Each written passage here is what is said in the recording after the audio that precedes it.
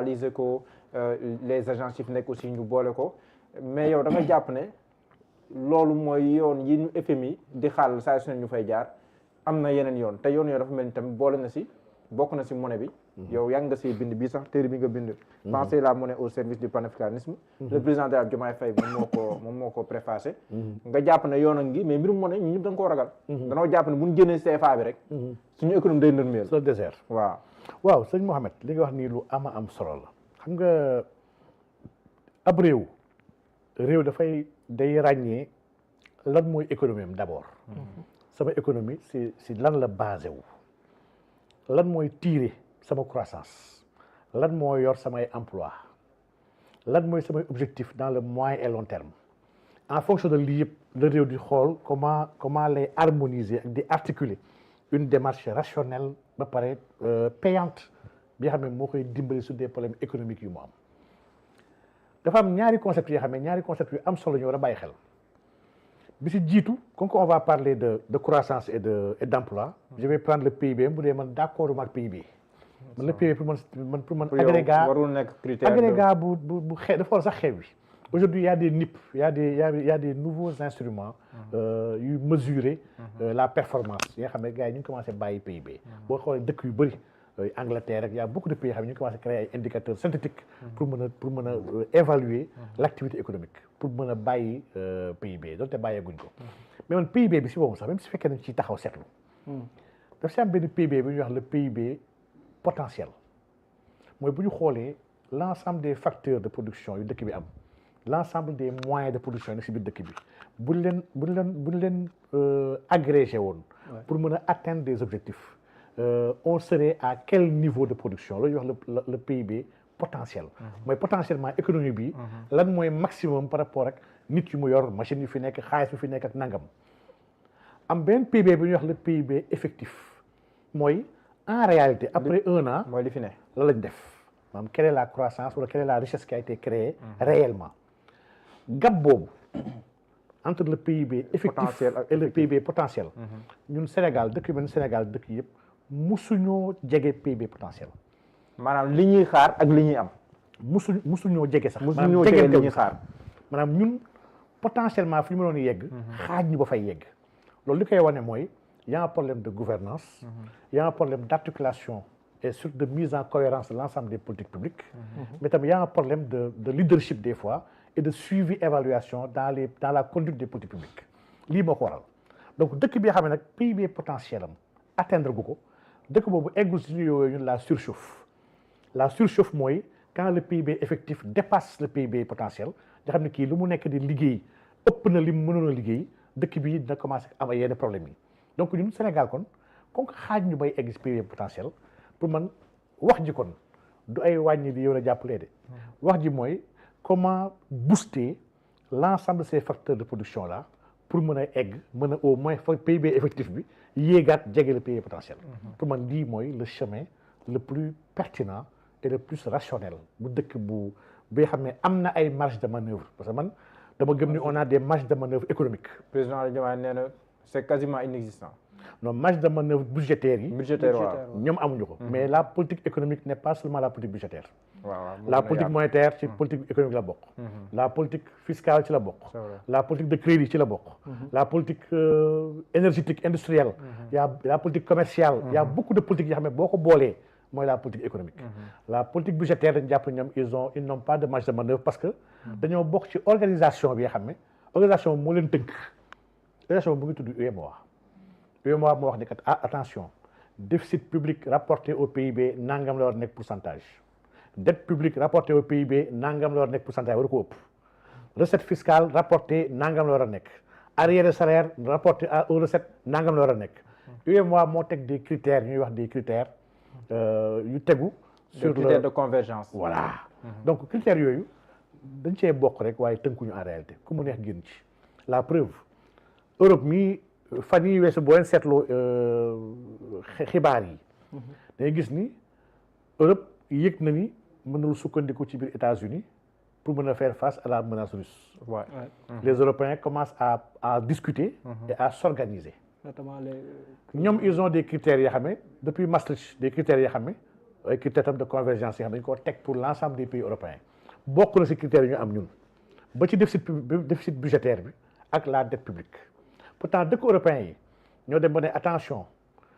pour mën a faire face à la menace actuelle il faut que léegi suñu budget armes yi maanaam armement kooku OTAN bi États-Unis mu ngi ñuy bàyyi li ñu bëgg a def comme investissement ci arme waruñu ko dugal waruñu ko jël en compte dans le calcul des déficits publics donc volonté politique kese la les pays africains bu leen neexoon ñu am la volonté de dire que mais attention nous sommes des états yi xam ne états yi dañoo war a def beaucoup d'investissement dañoo am lu bëri lu ñuy xaar lu tax ñu war a toog di dem lebi ji alors que on peut régler nos problèmes par nous-mêmes il faut ñu tëbal tel critère ak tel critère may des coups de franche aux états ñu mën a def nangam ak nangam parce que ñoo bokk ay feebar yu parce que bu ñu naan taux d'endettement warut a dépasser 70% du PIB. tappale kese la chaque fois ma ne États-Unis seen taux d'endettement dépasse na 200%. D'accord. Japon taux moom depuis des années dafa stable mu ngi entre 230 et 256%. dafa stable bougé wul te dëkk bi amul benn problème donc ñun nous sommes pas dans une situation catastrophique loolu je ne l'accepte pas économiquement parlant nag laa wax Sénégal nekkul situation boobu dette publique rapportée au PIB ça veut absolument rien dire je l'ai dit et redit tekkiwul dara bu ñu newoon sax dette publique wala dette totale dette publique et privée rapportée peut-être au PIB sax war na mën a am tuuti sens wala bokk ñu xalaat sax yeneen instrument yeneen ratio yu teg PIB ndax PIB bi nag nañu waxante dëgg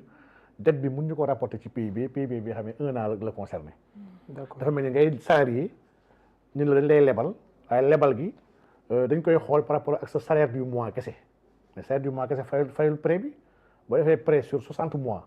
dañu war a xool kay sa salaire sur 60 mois 5 ans yëpp lan mooy salaire foo ñuy xoolee la nga mën a li nga lépp mais dañuy rapporter prêt bi par rapport ak 1 mois de salaire supposons nga am salaire 500 000 bu ñu la lebalee 3 millions kon yow tu es insolvable c'est pas vrai bu tu as 500 000 chaque mois tu n'es pas insolvable bu dee da ngay fay 100 000 francs chaque mois pendant 5 ans mais tu es très solvable parce que ça respecte sa coût saisissable bi xam ne mooy 1 tiers donc quand on raisonne économie ñun dafa mel ni suñu économie si dañoo xaw ma dañoo dof xaw ma leen jàppee ay xale ba ñoom ñu nangu ne ay xale lañu li njëkk aberrant te loolu soo ko xoolee ci nit da koy comprendre mooy soo ñëwee leb banque yow banque la war a njëkk li jëm ci yow dafa war a xool ndax am na garantie bu leer si li ngay leb soo fayul naka lay mën a fayee ko bu dee am nga kër mun la hypothéquer ma ko bu dee am nga benn fonds de commerce mun la defal ma nantissement parce que sûreté réelle la gage la bu dee am nga salaire mun la da ngay domicilier salaire fii sama biir banque ma koy gis ñetti weer ba xam ne am nga salaire nangam lu constant la si biir loolu ma xool la calcul laa la mën lebal mais lebal c'est en fonction de tes ressources ak de ta propriété mun ñoom ay état yi xam ne état yi ñoo gën a riche si àdduna bi tout ce qui est richesse diamant or pétrole zircon lépp la ñu am ngay lebal kooku di quand tu n'es pas solvable tu es solvable lay lebal au prix fort c'est pas sérieux pendant que yaa ngi lebal ay état yi xam ne dara amuñu ko ils n'ont rien à part tout nga koy lebal si ay taux yu ñàkk solo ba pare suñu état yi nangu ko il nous faut revoir les process d'endettement lii moom pour man focus la lu ñu war a xoolaat lu mais gaaw justement sama question foofu laa ko bëggoon indi parce que en 2023 bu ñu xoolaatee bu baax croissance bi ñuy waxoon ne mën na atteindre 4,7 su fekkente ni jiwuma parce que dañ ko misé woon que ni au niveau de l'international les différents secteur secondaire bi avec ce que l'on a comme ressources yi nga xam ne yu am la dañ ko normaliser woon par rapport aux cours internationaux Sénégal am ay pas yoo xam ne posé woon na ko ci est-ce que justement aujourd'hui léegi ban méthode la ñu war a mën a utiliser par rapport à ces 3 secteurs yi nga xam ne am nañ ko surtout secondaire pour au moins essayer de revaloriser l'économie sénégalaise de sorte que mu mën a atteindre benn croissance boo xam ne dina dépasser ay 4 wala 5 fii ak 2025 bi di jeex xam nga le grand problème mooy nous avons une économie qui se tertiarise de jour à jour malheureusement une économie bi nga xam ne la population s'urbanise tamit de jour en jour les politiques économiques waroon viser xool comment moyenniser le maximum de la population maanaam comment créer une classe moyenne bu gënaat yaatu lii soo demee seen dëkk yi ñoom dañ koo teg ci ay sociétés de consommation man dama gëm ne suñu paradigme ñun c'est pas un paradigme de consommation donc ñun aujourd'hui mbir mi du def focus sur secteur secondaire focus bi d'abord mooy quels sont nos besoins en économie quand on réfléchit économiquement on réfléchit d'abord sur quelles sont les possibilités quels sont les besoins pour quelle population et comment les régler maanaam lii mooy la base de l'économie ñun les besoins leerul parce que la population leerul xamuñu ñaata population ñoo fi nekk économiquement lii mooy la base de l'économie ba pare amoo modèle économique même booy statistique sax waaw léegi la njëkk lijjanti balaa ngay jéem a calculer ay moyens nag lépp mooy nga xam quelle est la population N maanaam population bi ñaata la si loolu ngay soog commencé xool les observations après mën a calculer ay moyens nag ay variance ak covariance ak écart type di xool ay données de régression mais yow xamoo population bi ban statistique ngay calculer yaa ngi waxu ko économie bi ngay wax yow économie boobu lépp 90% bi yow état xamuloo ko gisuloo ko dajuloo ko mënoo jëfante ak ñoom ñu ngi koy woowee informel économie boobu acteurs yi fa gën a nganda ay étrangers lañ dëkk ci dëkk bi maanaam effort d' investissement effort de participation à l' avancée économique du pays intéressé wu leen dañuy xool ñu defee de la plus-value def du cash ba pare rapatrier seen xaalis seen dëkk économie bi nga xam ne yow les capitaux sax bëgguñu fa toog ndax leen il n' est pas attractif y a des béyabaa yi nga war a régler sooy waxu économie soo ko réglé wul béyabaa yooyu tu n'es pas sérieux maanaam defoo économie te ñun pays africain majoritairement Sénégal ci la bokk defuñu économie lu ñuy def kenn xamul lan la mais c'est pas de l'économie. aux yeux de la mondialisation mais nag le secteur primaire laa jàpp ni moo mën a indi li nga war a njëkk régler la mooy napp gi càmm gi ak lépp mooy la base bay gi napp gi càmm gi maanaam lii mooy base mooy nag ngay lekkalee sa bopp mais dëkk bu sérieux dafa mën a régler lekkam warul xaar bitim réew pour lekk kon ñun dafa mel ni li mel ni pandémie bi amoon jamono yi passé Covid bi bu jékki-jékkee amaat ci àdduna bi gars yi bloqué te dina amaat nag ndax tubaab bi koy créé chaque at ñu koy créé ñu ngi créé waat chaque fois di xool ñu def ñoom ñëpp kon loolu su amaatee ci àdduna bi dëkk yëpp tëj seen ay frontières ñun kon mën nañoo dee xiif kon suñu biir dëkk mais avant même Covid bi di ñëw avec président Macky Sall à un certain moment modèle bi ñu abon mooy modèle économique extraverti la ñu nekkoon sens boobu benn instant dinañ daan dem ba am espérance que ni croissance bi dina yëg tuuti tey jii yéen ni ngeen bëgg a doxale wàllum souveraineté et tout dafay nekk en déphasage ak lu ñuy wooyee cette économie extravertie entre autres yéen tey ci ban modèle ngeen yaakaar ne ci ngeen war a mën a construire cette économie sénégalaise pour espérer au moins benn dynamique boo xamante ni bu gën a sophistiqué lay nekk waaw cette politique extravertie c'est un héritage colonial parce que Sénégal ba léegi changé gul de c'est un état néocolonial mooy état bi nga xam ne liñ koy doyee ci àdduna bi mooy defaral ay matières premières nga jox ñu ko amal ay ressources nga jox ñu permis yu récupérer ressources yi yóbbu ko nañ ko transformer ñëw jaay le produit fini lii mooy état néocolonial dëkku africain yi majoritairement c'est des états néocoloniaux donc pour changer extraversion boobu il faut repenser l'économie mooy sax la pertinence de ce livre-là. Il nous faut repenser notre économie suivant nos besoins, nos aspirations, par nous et pour nous. Mais le président Diomaye justement il parle de rupture radicale parce que dans ce livre si préface moom moo ko def mi ngi naan ce livre que j'ai eu l'honneur de lire en avant-première plonge au cœur des interrogations que nous partageons. Oumar et moi, lors de nos longues heures de discussion dans les murs austères de la prison du Cap-Manuel, privés de liberté physique, mais riches de nos réflexions, nous confrontions nos idées sur les moyens de briser les cercles vicieux qui maintiennent nos pays dans une éternelle quête de développement. Il devenait évident que l'émancipation économique de l'Afrique et plus spécifiquement du Sénégal ne pourrait se réaliser sans rupture radicale avec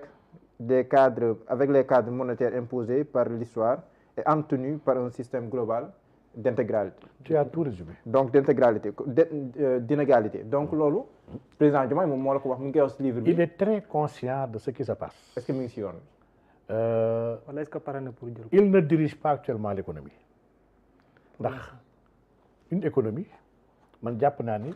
dañ ko séquencer ci ay at. Quand on parle de plan soo xoolee le plan bi xam moom la gars yi proposé il y a pas longtemps. C'est un plan bi nga xam ne am na benn dimension longue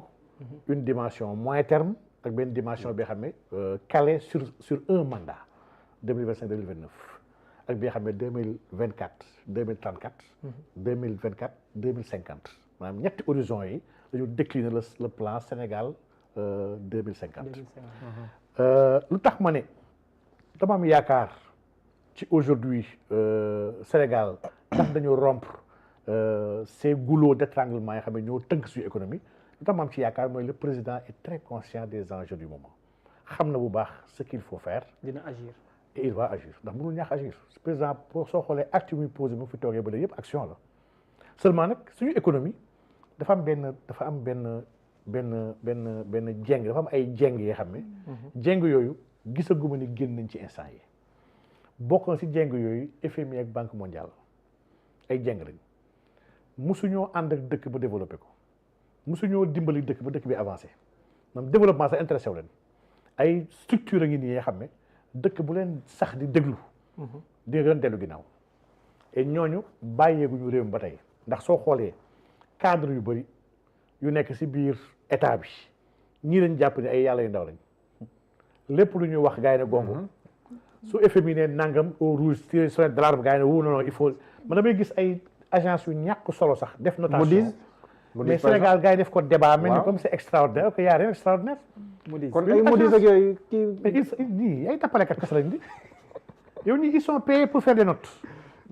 il y a même pas longtemps actuellement suñu demee ba ki ñuy noté mooy fay ne ko noté ma mais loolu c'est crédible fintech ak Moody's ak sports mais ñii ñëpp mais ils sont connus 75% notation adduna bi ñoom la ñii dafa am benn mag moo waxoon ne ma foo fekk ki nga xam ne dafa yor ndox da ci dosé dafaa tase ragul ku marul naan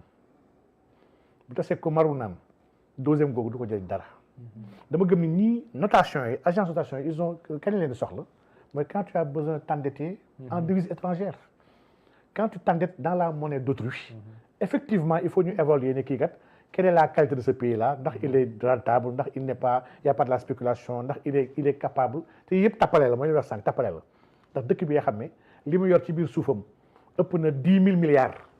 dëkk bu ñu nee dama lay def 5 milliards kooku soo ko wóolul da ngay tappale waaye au delà de ça dëkk yooyu yëpp nga xam ne monnaie jàmbur la ñuy leblee agence yooyu seen wax fa lay amee solo mais bu dee sa dëkk nga nekk organiser ton marché financier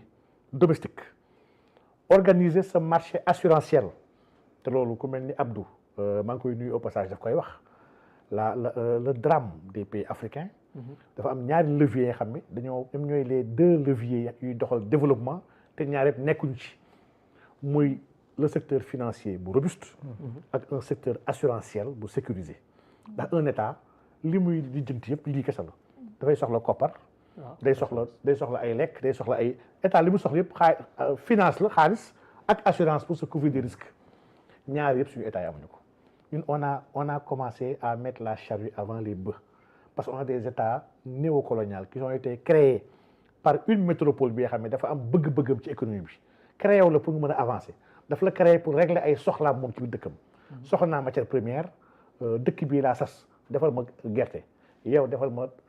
cacao yow defal ma banana dëkk bee uranium laa lay doyee mu organiser économie dëkkam moom par rapport à ses colonies ba pare organiser seen marché yi comme benn exutoire wala boog benn débouché pour ces produits manufacturés lii la ñu créé suñu dëkk yi te ba léegi on l'a pas contesté. on l'a pas remis en question. boo xoolee sax keroog ba ñu génnee donc rapport Cour des comptes bi. crainte yëpp moom mooy lan moo doon nekk réaction bu ces partenaires là notamment FMI. gis nañu ba ñu ne parewaat nañ wala soutenir nañ Sénégal. dafa mel ni benn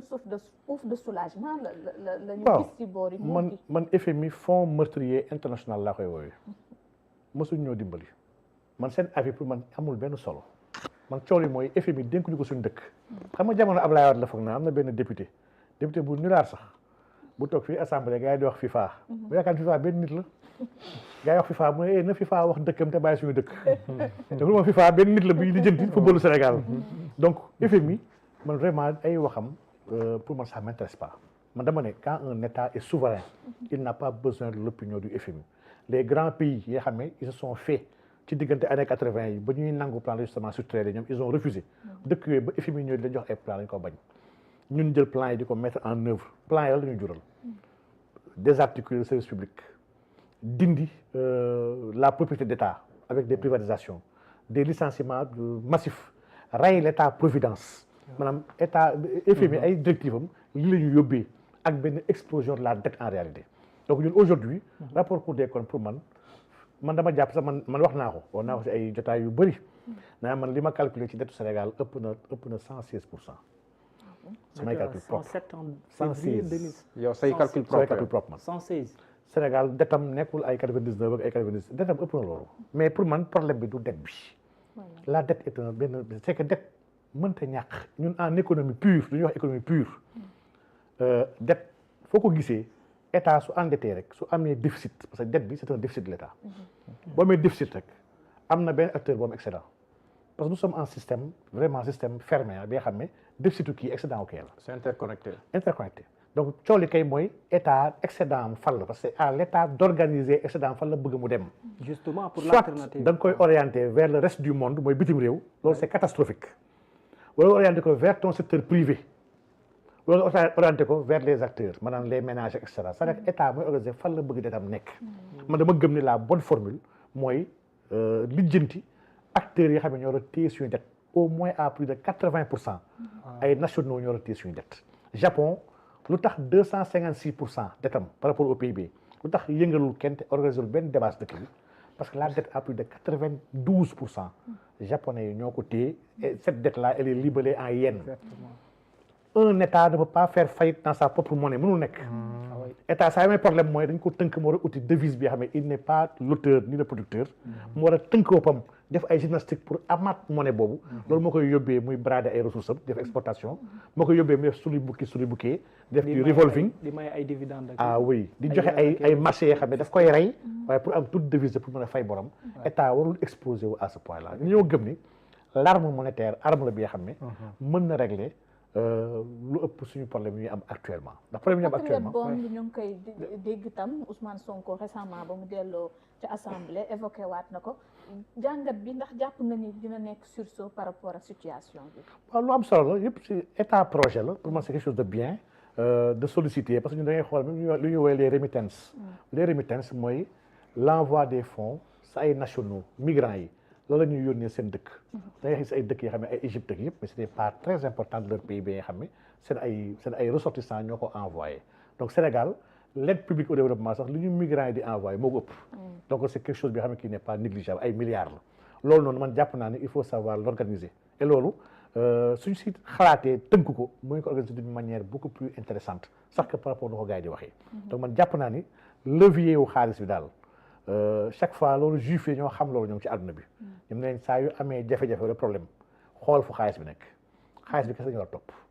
état xaalis la war a topp fan la xaalis bi kan moo koy yor kan moo koy defar kan moo koy jaay xam nga dafa am des lois en matière thermodynamique dafa am ce qu'on appelle la première loi de la thermodynamique loi bi dafa wax ne l' énergie ne peut ni être créée ni être détruite énergie mënu ko créer l' énergie est là mën nañu ko nag mouvementé mën nañu ko stocké mën nañu ko transféré mën na transformé wu mais elle ne se crée pas l'énergie est déjà là énergie yëpp a ngi fi. lii mooy première loi thermodynamique loi bi elle est valable en monnaie la première loi de la monnaie mooy que fii lépp monnaie la tout besoin toute coïncidence de besoin entre des acteurs économiques locaux nationaux de secteurs différents monnaie la on peut par la monnaie donner forme et donner vie à cette interaction là organiser ko ba pare faire rouler monnaie boobu jusqu'à l'extinction une monnaie dañ koy émettre faire ko rouler détruire ko ba pare continuer à la destruction monétaire lii pour man mooy base économie pure la deuxième loi de la thermodynamique mooy loi bu wax na ni loi boobu moo la ce qu'on appelle l'entropie gis nga les physiques ak les sciences de la vie ils sont mën nañu ko jëmmal ñun ci monnaie parce que ñun peut-être man domaine boobu ci monnaie laay gën a yëngatu ñun loolu la ñuy wax ñun ñooy écosophe man chaque fois je me plais à me présenter comme écosophe et non économiste ndax l'économie c'est juste comment organiser la maison maanaam oikos ak nomos ça signifie organiser la maison la maison c'est le pays on peut organiser la maison sans pour autant la maison jaar yoon on peut faire de l'économie alors qu'on fait pas de la bonne économie waaye nag écosophie mooy gérer avec sagesse la maison mooy oikos ak sophos on ne peut pas gérer avec sagesse la maison sans pour autant maison bi jaar yoon ñu nekk ci maison bi am tawfiix lii mooy différence te maa ngi wax ci li bi lii mooy différence entre écosophie ak économiste yi les écosophes sont capables d'expliquer facilement des réalités complexes alors que les économistes complexifie des choses éminemment ridicules maanaam loolu moo ute économistes yi nañ ma jégal ak écosophie mais ci alternative yi nga wax ne mu séparé wu ak FMI ni muy doxalee ay Moody's entre autres ñoom ñu leen ëmb vous parlez souvent d'une refonte des instruments économiques tey jii ana yan méthode lañ war a mën a utiliser pour que ces refontes d'instrument économique mën a nekk benn modèle boo xam ne peut-être bien dina am lu muy apporter ci économie nationale réew mi. man jàpp naa ne loolu li si njëkk mooy génn CFA. génn CFA d'abord. CFA bi mooy pour man la première condition bi nga xam ne suñu bëggee articuler des politiques publiques cohérentes pertinentes et bénéfiques pour notre économie. Il faut d'abord ñu génn ci système bi nga xam ne c'est un système colonial de mise en dépendance bi nga xam ne un gouvernement provisoire mooy bosu de Gaulle moo ko créé en 1945 pour mën a reconstruire la France. Donc CFA yoo war a njëkk génn bu ci génn nag ñu nekk dans une coopération franche ndax coopération monétaire bokk monnaie kese c'est pas une obligation. Il y a 6 formes de coopération monétaire yu mën a def entre des pays partager une monnaie benn kese la ci. Il y en a d'autres mais ñun on a des aspirations yoo xam ne ak des ressources yoo xam ne ñu ko yor des richesses yoo xam ne ñun vraiment suñu demee bay xalaat ndax mën nañu gérer suñu moyen ndax dina am solo alors que li ñu yàlla mu ñu jox mbooleemi teraanga yi day xam ne que ñun suñu dëkk bi on a un problème man gëm naa ni la première des choses à faire c'est d'avoir notre monnaie. D'accord. D'avoir un système financier très organisé ba pare au service du développement d'avoir un système assurantiel très pointu capable de couvrir nos risques ba pare avoir benn cohérence entre yii nii pour mën a organiser secteur par secteur ba ci mbay bi ngay wax sànq yow mais on doit avoir des outils de financement par rapport à ce secteur là mënoo waxu mbay te réglé woo problème mu ndox mënoo waxu mbay te réglé woo problème mu infrastructure yi parce que problème logistique la ak problème mu stockage et cetera mënoo waxu mbay te waxu foncier comment régler la propriété de la terre mënoo waxu mbay sans régler nag xaalis yi nga xam ne kooku li mu soxla ci ay investissement naka la koy defee c'est un tout yooyu nag il faut savoir mettre en corrélation ces tout là et à partir de ces tout là organiser la vie économique. Les coopérations sud et pour les coopérations sud. Coopération sud yi nga xam ne ñu ngi ko doon wax parce que. waaw le sud même est péjoratif gars yi ñu tuddee sax le sud de manière péjorative mais nag coopération yooyu. dama gëm ni loolu kese mooy coopération nit ki da ngay ànd ak say nawle. coopération yooyu moo baax. mag ñi dañuy wax naan bëy bu àndul ak ay moromi bëyam. bu deful ndànk ci ay marmite ak ay jasit la àndal dañ koy lekk. ñun nous avons des pays yoo xam ne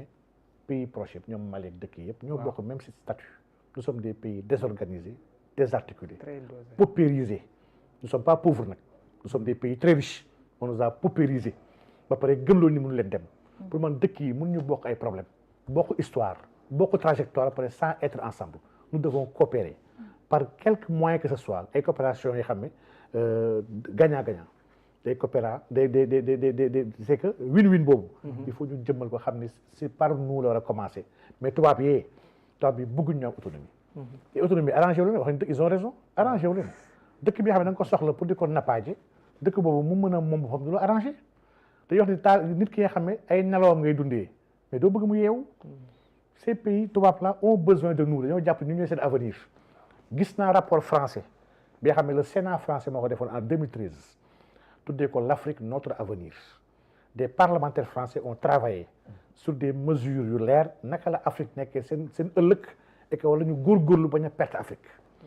donc ces pays-là sont conscients qu'ils ont besoin du continent africain ci ay koom-koom ay ressources am ak ay terangam ñun rek ñoo amul conscience Afrique boobu ngay gis ni dëkk yooyu yëpp ils s'adressent au continent africain en entier ils organisent un sommet Chine-Afrique benn dëkk avec 54 pays Turquie Afrique États-Unis Afrique maanaam du dëkk de mais benn dëkk ak 54 pays ngay wax ñoom Afrique kese moo conscient wu des enjeux du moment nous sommes en guerre adduna bi dafa nekk en guerre il y a une guerre économique d'envergure bi nga xam ne il y a une dimension commerciale bi nga xam ne gars yi koy lire la guerre commerciale bi nga xam ne entre États-Unis ak dëkk yi la guerre technologique ñu bëri liiruñu ko la guerre énergétique liiruñu ko la guerre des semences liiraguñ ko la guerre de l'eau liiraguñ ko la guerre des données liiraguñ ko lii yëpp ce sont des guerres yoo xam ne qui nous interpellent nous les pays africains est-ce que am nañu conscience monde bi ñu nekk ak ban rôle la ñu ci war a jouer. pourtant ñu ngi new deal de fu mu toll nii new deal technologique. waaw lu am solo la c'est une bonne chose c'est une bonne chose d'avoir ay consensus fort mais dañoo war a dépasser ay slogans ak ay événements yu ñuy organiser Afrique dañoo gaaw a organiser événement woo si ñëpp gars yi ñëw tàccu solo ñëpp nuyonte après dem ñibbi def ñu dara lu am solo maanaam li dafa yàgg. avant New Deal bi amoon na SN 2025. la stratégie numérique nationale. bi nga xam ne Macky on l'a pas évalué. à 12% lañ ko déroulé. il a été déroulé à 12%. maanaam 12% li ñu waxoon yëpp li ñu bind lu mu rafet yëpp 12% ci jëmmal aucun suivi aucune évaluation maanaam nous sommes champions dans l'art d'écrire des choses de convier tout le monde et de ne rien appliquer après pour man lii mooy première rupture yoo xam ne on doit le faire et incha allah si yoon boobu nekk théorie bi daal moom moo dafa bëri mag yi sax neen kuy dóor ba mun kuy saaga crainte bi ñenn ñi am est-ce que yow fekk si na la par rapport au serveur et aux données externes man dama am ay crainte yu nganta nag ci wàllu données xam man données nag bind naa si téere tuddee ko data waa la guerre des données bi nga xam ne daawaat jëkk laa publier livre boobu bi nga xam ne man je suis très préoccupé par l'or de ce siècle de 21e siècle bi or bi man dama jàpp ne mooy données moo gën a am solo ay pétrole bu gars yi di coow or yi gars yi sonn nii données ko ëpp solo business model yi ñu mën a teg ci kaw données li muy génnee maanaam marché boobu niche boobu li mu lamboo ci ay milliards ñu dafa mel ni pareeguñu sax pour mën a bokk ci game bi ya sur si game mu données yooyu man données yooyu jàpp naa ni même nos experts des fois ils l'évaluent un peu mal ils sont des fois pas ambitieux par rapport à tout ce qu'on peut faire alors qu'on peut faire de grandes choses on peut faire d'énormes choses ak New Deal bi xanaa dina peut-être oui jot nañ ko parce que New Deal bi y a des acteurs qui ont été conviés des acteurs privés comme publics yoo xam ne seq nañ ko espérons que li yàggoon am du amaat. est-ce que am nga yàq nit dinañ ko concrétiser est-ce que dinañu mën a dem jusqu'au bout. par rapport ak sécurité bi nga ci soxla yëpp. bon man jàpp ma ni pour man la base xam man dama gëm ni mbir mu nekk am na lii laytaay gi. quand on parle de données war nañu am ay structures yoo xam ne pour man la première des choses à faire mooy Sonatel dañoo wax Sonatel. le classement des 500 entreprises yi gën a am solo ci Afrique génn na barki démb les 500 premières entreprises africaines dans les 50 premières entreprises aucune entreprise sénégalaise nekku ci aucune quand on parle dynamisme économique moo tax ma ne du ay wax kese boo jëlee les 100 premiers maanaam le deuxième lot de 50 ngay gis benn entreprise mooy Sonatel et mu ngi 57e position daaw il était 68e africain et télécom ak nu mu extraordinaire ak nu mu bëree ay milliards mais Sonatel actuellement il est en train d'être tué par Orange maanaam mënoo ko donné te amoo société bi nga xam ne maanaam Orange warul nekk Sénégal warul nekk suñuy données c'est pas normal il faut renvoyer Orange pare dooleel Sonatel organiser waat ko parce que aujourd'hui fi ñu jëm adduna bi ñu jëm adduna données la adduna ay crypto-monnaie la te yii yëpp c'est des structures télécom ñoo koy def donc adduna ay banque numérique la adduna shadow banking la adduna IA la mais adduna yi ñu jëm yëpp mënoo ko wéer ci champion jàmbur Orange c'est pas notre moomuñu ko Orange sax concurrence Sonatel ba pare di yàq marché Sonatel Orange nous fait très mal et dara la justifié wul du xam-xam bi du financement du dara justifié wul Orange téye Sonatel di ko rey à petit feu di externaliser le cœur de métier de la Sonatel sax il est en train d'être externaliser tuuti par tuuti donc vraiment pour man le b.a.-ba mooy y a des choses yoo xam ne dëkk bu sérieux jàmbur waru ko fa moom muy télécom di banque di ay ndox maanaam société bu yor ndox bi sécurité y a des choses yoo xam ne jàmbur waru ko fa moom su ko fa jàmbur moomee dañuy war a dëkk boobu lu ñuy wax souveraineté kon xamu ko ñun Sonatel bi Orange moom rek ñun suñu ay numéro suñu téléphone yi rek mais suñu données yëpp Orange da koy téye suñu données yëpp Orange am na ci copie et da koy traité avec de grands courtiers yoo xam ne mais ñun xamuñu sax derrière tout le business que Orange fait sur nos données malheureusement ñun aujourd'hui suñu communication sax Orange am na ci mën na ko gis am na ci mainmise Orange su ko neexee moo xam ay mise sax la ñuy bindante la ñuy waxante mais loolu du souveraineté donc te lii dëkk daf ko war a waajal daf ko war a pare donc man sur les données jàpp naa ni y a beaucoup de choses à faire jàpp naa ni commencé guñu et dëkku africain yëpp ñoo bokk feebar bi commencé guñu nagam Europe dafa nekk en retard par rapport aux données Europe si ñoom dañoo largué c'est une colonie numérique aujourd'hui États-Unis ak ñoom Chine ñooy mener la danse la guerre aujourd'hui sur les données ñaar ñu jàkkaar loolu États-Unis la d'un côté ak la Chine et dans une moindre mesure ay yeneen dëkk yu ndaw comme ñoom Russie ak yeneen dëkk yi xam ne ñu ngi jéem a jëmmal seen souveraineté mais sooy xool infrastructure yi logiciels yi maanaam soft bi sooy xool financement yi sooy xool acteurs yi mooy géants yi mais Afrique il est absent nous sommes absents waaw ñun vraiment nekkuñ ci wax dëgg yàlla alors Diallo dafa mel ni jeexal nañ suñuy ponk. waaw jeex na de waaw téere moom am na solo lool wax dëgg yàlla dinaa ko gën a gëstu macha allah dinaa ko gën a gëstu incha allah ba si mais dernière présentation bi Cheikh Oumar Diagne est ministre conseil directeur des moyens généraux directeur des moyens généraux moom xam naa ne nekkatoo ko moom mais ministre conseil bi ndax loolu ba léegi ni non je suis plus ministre conseil nekkatoo ministre conseil tam ñaari benn waaw ñaari dëgg na mais tey professeur buñ la woowaatoon ci beneen tâche président Diomaye soxla la ci beneen wàll tey noppi na ngir delluwaat ci peggam. man je suis un allié du président de la République man dama garantir président Diomaye sama xam-xam sama compétence sama temps nii instant yor ma benn poste mais je travaille pour lui. mais ak yow ni nga mel ci engagement ak yow bañ gu métti gi nekk ci yow est-ce que yenn poste yi tamit di la arrangé. waaw man de gëm naa ni non poste warul tënkaate sax yaakaar en Afrique la gars yi gëm ne bu la joxee poste la war a moom mais yenn poste yi nag poste warul laa gouvernement non poste yi warul wax ñëpp xam nañ leen am poste yoo xam ne soo si nekkee waroo wax le chef d'état-major des armées warul wax le gouverneur militaire warul wax le chef du protocole du président mais warul wax le ministre secrétaire général de la présidence mais warul wax mbirum Maada Ndour il y a des gens waruñu wax le directeur de cabinet warul wax non mbirum Maada Ndour bi noo ko jàngatee il y a des gens xam ne waruñu wax mais loolu ça concerne pas tout le monde ministre bu ko neex bu la neexee nga wax ministre conseiller tu n'es pas dans le gouvernement directeur de cabinet ministre bu nekk dans le gouvernement waroo wax lu bay da nga yëgloo gouvernement bi mais ku nekkul ci biir gouvernement mais su neexee wax directeur de cabinet war ta wax mi naan wax ci chef de cabinet il n'est pas concerné su ko neexee wax chef de cabinet assistant président rek par rapport à ces rendez-vous yëpp mais su ko neexee su amee xaalis su ko neexee mu wax le cas de Pape Maada Ndour yow ban réaction nga ci am aucune réaction aucune réaction en tant que collaborateur ça vous dit quoi en moins d'une année le président de la République tàqale ko ak 2 personnes yoo xam ne jàppoon nañ ci ñi ko gën a kii la ñu bokk surtout la présidence ça vous dit quoi waaw loolu c'est une prérogative du président de la République pour man moo si war a tontu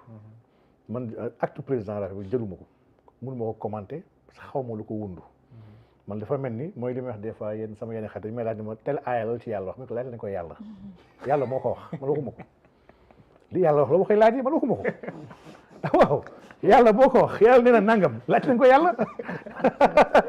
donc mbir mi daal quand une personne prend une décision